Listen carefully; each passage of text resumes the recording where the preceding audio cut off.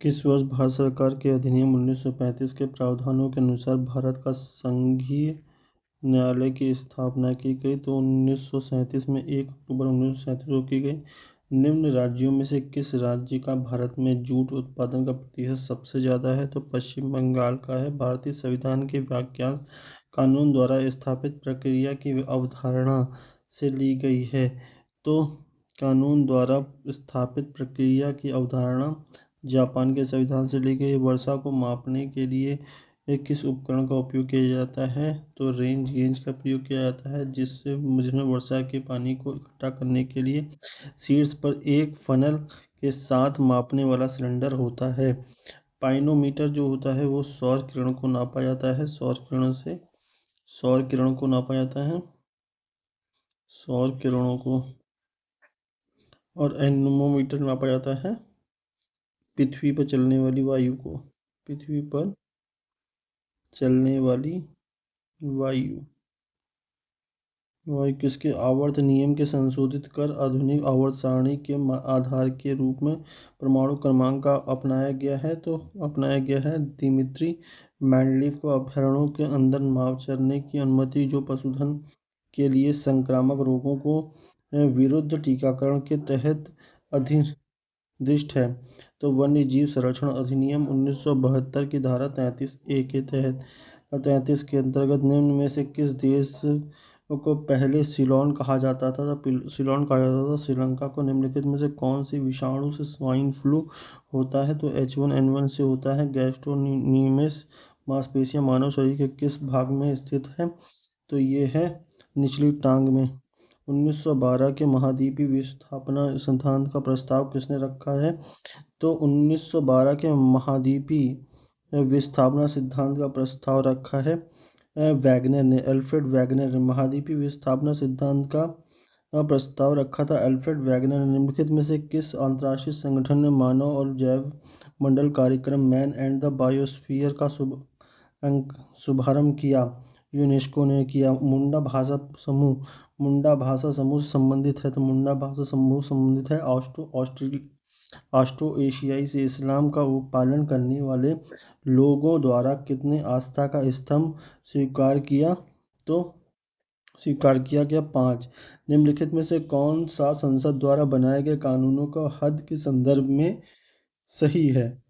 संसद पूरे भारत के या इसके लिए किसी भी हिस्से के लिए कानून बना सकता है, सही है। संसद के नियम भारतीय नागरिकों और दुनिया के किसी भी हिस्से में उसकी संपत्ति पर लागू होते हैं, तो ये भी सही है। तो ऑप्शन नंबर ए और बी दोनों सही हैं। भारतीय स्तंभ शिलालेख गुप्त साम्राज्य के शासनकाल के समय की है। भीतरी स्तंभ शिलालेख गुप्त साम्राज्य के शासनकाल के समय की है। जो शासक उस समय संबंधित है, तो किससे संबंधित है? तो वो संबंधित है स्कंदगुप्त से। भीतरी स्तंभ शिलालेख गुप्त साम्राज्य के शासनकाल से संबंधित है। समय इसकी है जो कि शासक स्कंदगुप्त था। भीतरी स्तंभ शिलालेख शासनकाल समय स्कंदगुप्त से। भारत में राज्य विधानसभाओं का चुनाव कौन आयोजित करता है? तो आयोजित करता है भारत निर्वाचन आयोग। अल्बुकर्क ने गोवा को अल्बुकर्क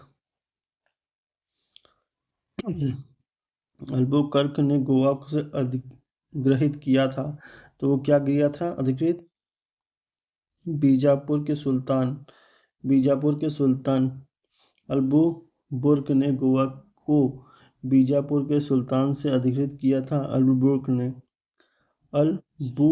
अल्बुकर्क ने गोवा को बीजापुर के सुल्तान से अधिकृत किया था, जो कि वर्ष 1510 में गोवा को विजय कराया। ठीक है।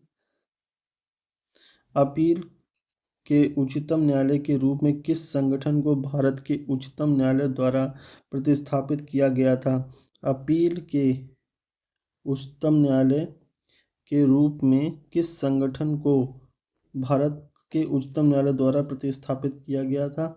तो प्रतिस्थापित किया ब्रिटिश प्रीवी काउंसिल द्वारा। ब्रिटिश अपील के उच्चतम न्यायालय के रूप में ब्रिटिश प्रिवी काउंसिल को भारत के उच्चतम न्यायालय द्वारा प्रतिस्थापित किया गया था। हम्पी हम्पी को किस वर्ष में यूनेस्को द्वारा विश्व विरासत स्थल घोषित किया गया? 1986 को। हम्पी को वर्ष 1986 में यूनेस्को द्वारा विश्व विरासत स्थल के रूप में घोषित किया गया। हम्पी विजयनगर साम्राज्य की राजधानी थी। हम्पी क्या थी? विजयनगर की साम्राज्य की राजधानी थी। आपसे प्रश्न पूछेगा विजयनगर की राजधानी क्या थी? हम्पी थी।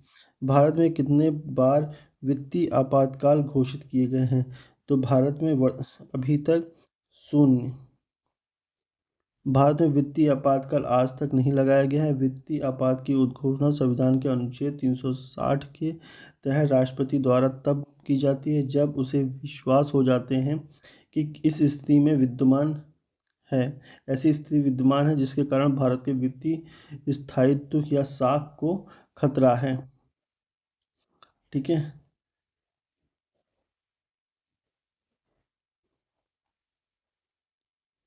गैर गैर बैंकिंग वित्तीय कंपनी द्वारा प्रदान गैर बैंकिंग वित्तीय कंपनी द्वारा प्रदान की जाने वाली किस प्रकार की एटीएम सेवाओं में 100% प्रत्यक्ष विदेशी निवेश की अनुमति दी जाती है? तो वो अनुमति दी जाती है सफ़ेद लेवल एटीएम। ठीक है। गैर बैंकिंग वित्तीय कंपनी द्वारा प्रदान की जाने वाली किस प्रकार की एटीएम सेवाओं में 100% प्रत्यक्ष विदेशी निवेश की अनुमति दी जाती है? तो सफ़ेद लेवल एटीएम को बैंकिंग वित्तीय कंपनियों द्वारा प्रदान की जाने वाली एटीएम सेवाओं में से 100% प्रत्यक्ष विदेशी निवेश की अनुमति दी जाती है। इन्हें एटीएम की तरह ही सारी सहूलियतें होती हैं, लेकिन इन पर किसी बैंक का लेबल नहीं होता है। भारत की जनसंख्या इतिहास में किस दशकों को जनसंख्या विस्फोट की अवधि कहा जाता है? तो वो कहा जाता है 1951 से और 1981। भारत जनसंख्या से इतिहास में 1951 और 1981 के दशकों को भारत के में जनसंख्या विस्फोट की अवधि के रूप में जाना जाता है। तेईस तेईस का इलाहाबाद विश्वविद्यालय की स्थापना किस वर्ष हुई थी? तो 1887 ईस्वी में हुई थी। ठीक है। इलाहाबाद विश्वविद्यालय की स्थापना 23 सितंबर 1887 ईस्वी में हुई थी, जो कि भारत के सबसे पुराने विश्वविद्यालयों में से एक है। ठीक है। किस अंतर्राष्ट्रीय दस्तावेज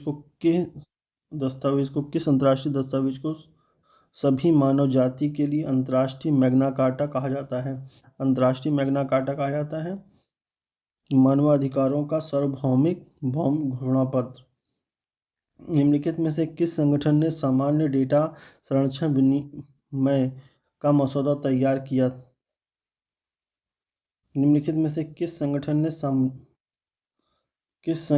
सामान्य डेटा संरक्षण विनियमन का मसौदा तैयार किया?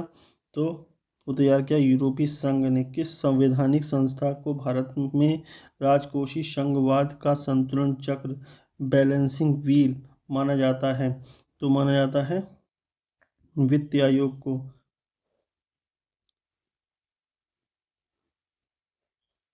भारत के राष्ट्रपति ने बीजी खेर की अध्यक्षता में एक राजभाषा आयोग की नियुक्ति किस वर्ष की थी?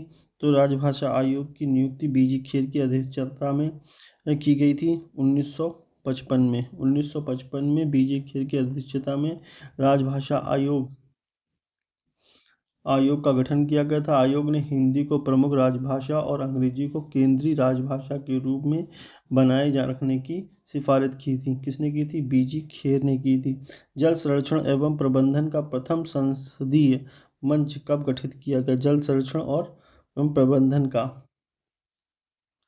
तो किया गया 2005 में। इनमें से इनमें से किस वस्तु पर भारत में वस्तु और सेवा कर जीएसटी के तहत टैक्स लिया जाता है?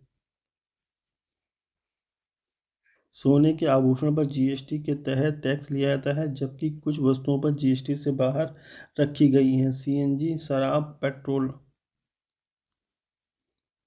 एक कंप्यूटर में फाइल, फोल्डर आदि के चित्रात्मक निरूपण को आइकॉन कहा जाता है।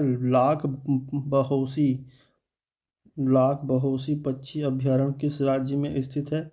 तो यह स्थित है उत्तर प्रदेश में। उत्तर प्रदेश। लाख बहोसी पक्षी अभयारण्य उत्तर प्रदेश के कन्नौज जिले में स्थित है। बहोसी पक्षी अभयारण्य। उत्तर प्रदेश के अन्य पक्षी अभयारण्य समसपुर पक्षी अभयारण्य, ओखला पक्षी अभयारण्य और पटना पक्षी अभयारण्य। निम्नलिखित में से किस समिति की स्थापना वर्ष 1998 में की गई थी? तो पुलिस सुधार पर रिबेरो समिति का गठन 1998 में किया गया था। उच्चतम न्यायालय ने सरकार को आयोग की सिफारिश की समीक्षा करने के लिए समिति गठन करने का निर्देश दिया था। इस प्रकार रूबेरो समिति का गठन किया गया था। महात्मा गांधी राष्ट्रीय ग्रामीण रोजगार गारंटी अधिनियम ग्रामीण लोगों को उनकी आजीविका में सुधार करने में मदद करने के लिए यात्रा के भत्ते के बिना उनके निवास के उसके निवास के 5 किलोमीटर के दायरे के भीतर 100 दिन की गारंटी मजदूरी रोजगार प्रदान किया गया था। 5 किलोमीटर के दायरे के अंतर्गत सब्जियों, फलों और फूलों जैसी उच्च मूल्य वाली फसलों की खेती को क्या कहा जाता है? सब्जियों, फलों और फूलों जैसी उच्च मूल्य वाली फसलों की खेती को कहा जाता है हॉर्टिकल्चर। हॉर्टिकल्चर विज्ञान की वह शाखा है जिसमें अनाज, फूलों और पौधों को उगाने से लेकर उनके व्यापार तक की अध्ययन किया जाता है। निम्नलिखित में से कौन सा अपने आप में संतुलित भोजन और किशोरों के लिए एक अच्छा माना जाता है? तो माना जाता है दूध। पुलिस अधिनियम 1861 की धारा 36 पुलिस अधिनियम 1861 की धारा 36 के तहत परंतुक में कहा गया है कि किसी भी व्यक्ति को एक ही अपराध के लिए दो बार दंडित नहीं किया जा सकता है। ठीक है।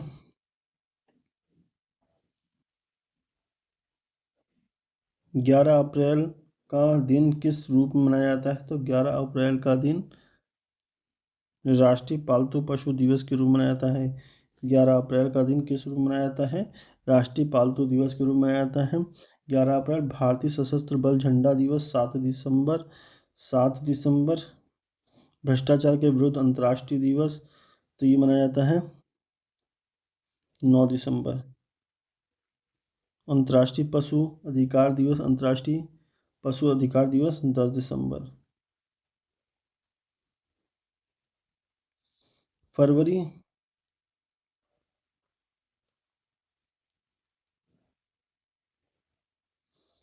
2025 में राष्ट्रपति भवन में शादी करने वाली ये पहली महिला सीआरपीएफ अधिकारी पूनम गुप्ता किस राज्य से हैं? तो किस राज्य से हैं? वो है मध्य प्रदेश से। 15 जनवरी 2025 को भारत के प्रधानमंत्री नरेंद्र मोदी ने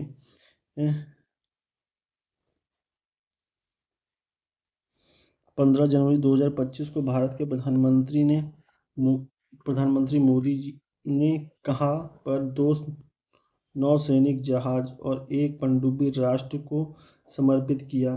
तो कहाँ समर्पित किया? मुंबई।